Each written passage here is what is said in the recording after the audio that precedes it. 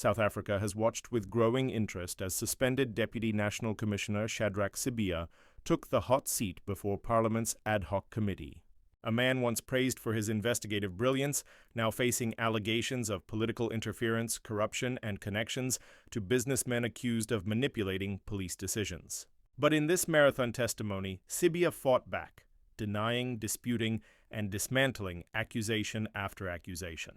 Tonight, we unpack every denial he made.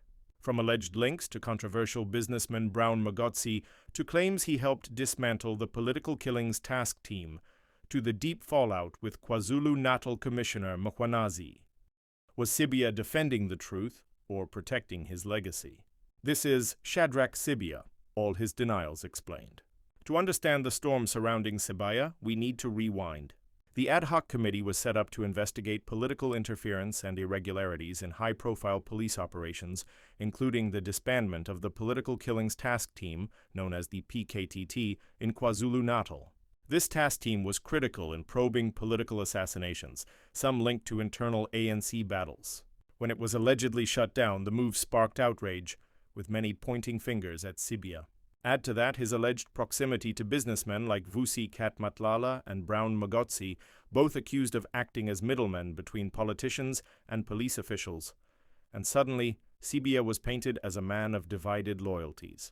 But when he appeared before Parliament, the message was clear. He denied everything, never acted on Brown Mogotsi's behalf.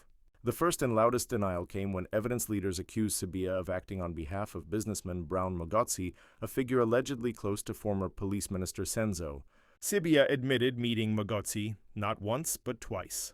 However, he insisted those meetings were brief, professional, and innocent. He told the committee, "He has never called me to say there's a meeting with the minister. I've never sat in a meeting organized by Brown Mogotsi." In short, yes, they met. But no, they were not partners, friends, or intermediaries. He described Mogotsi merely as an activist, someone involved in community issues but not a person with influence over his duties. Sibiya's tone was calm, almost rehearsed. Every time MPs probed deeper. "Were you ever lobbied? Were you promised anything?" He pushed back.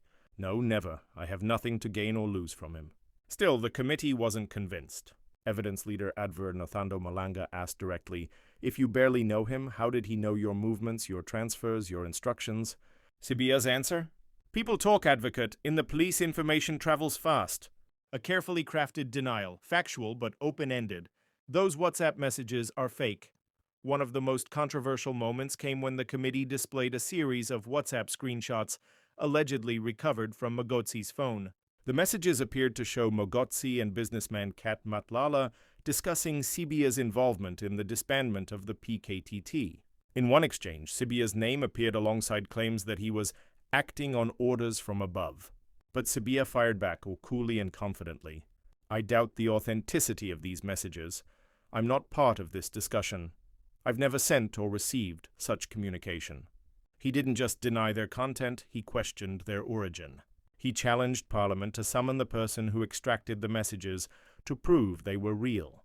"Show me the forensic chain of custody," he said. Anyone can type a name into a chat.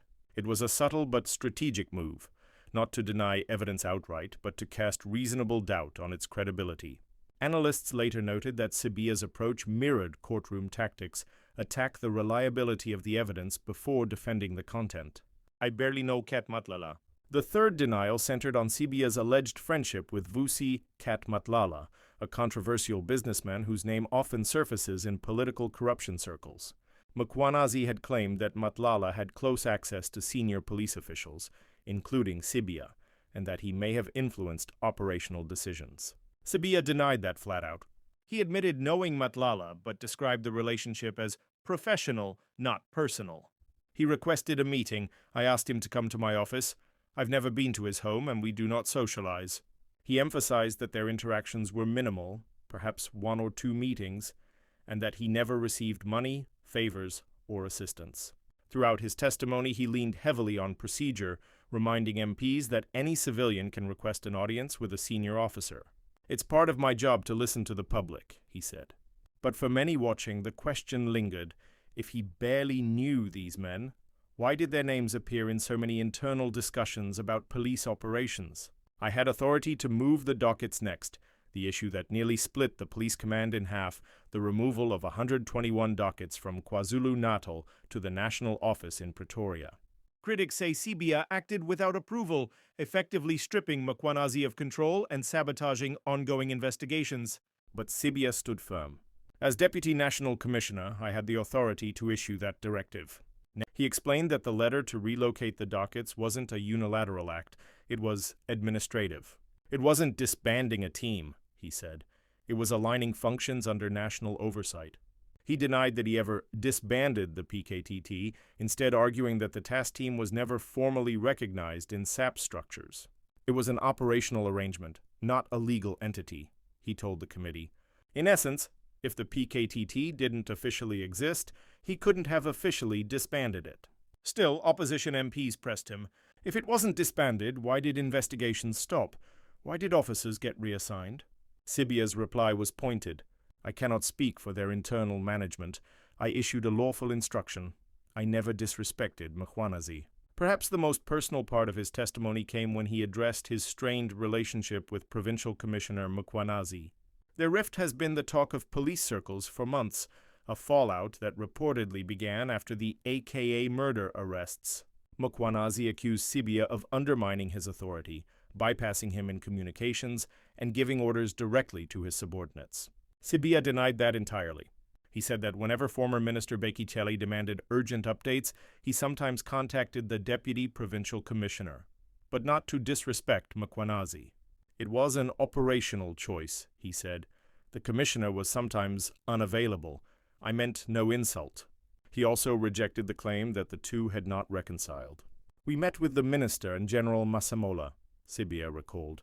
We saluted, shook hands, and agreed to move forward. Still, the tension was visible in his face, a mix of frustration and hurt. For viewers, it was a glimpse into the power struggle that defines SAP's leadership, more political than procedural. In another twist, Sibiya claimed he was actually left out of key decisions, especially those involving ministerial requests.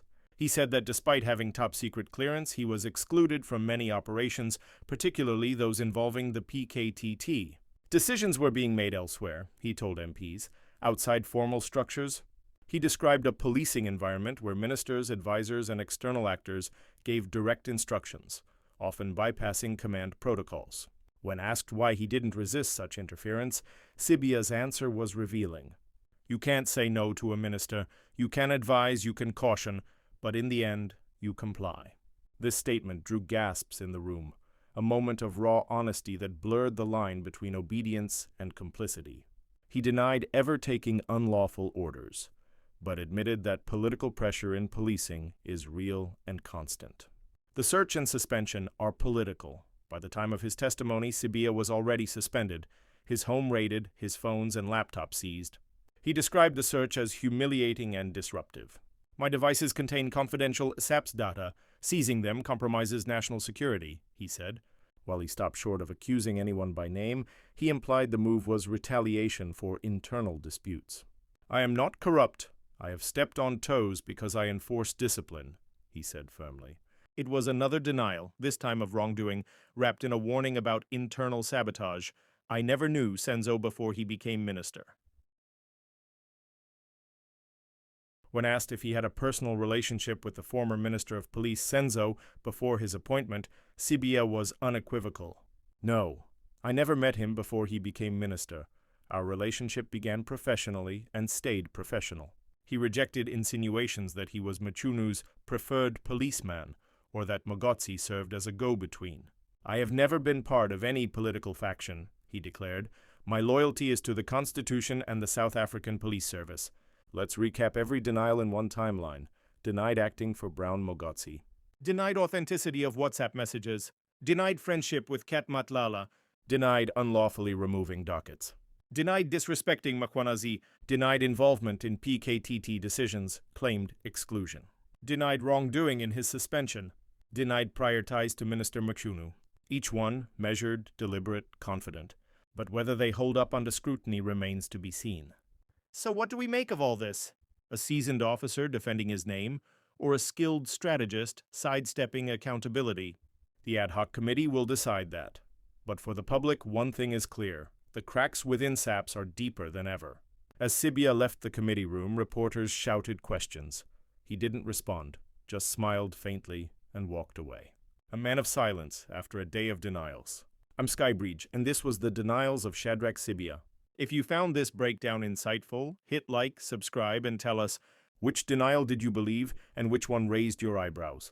See you in the next video, where we unpack the contradictions and reactions from Mchwanazi's camp, as well as his involvement in the Senzo Meyiwa crime scene and what he says about it. I love you all, good night, and God bless South Africa.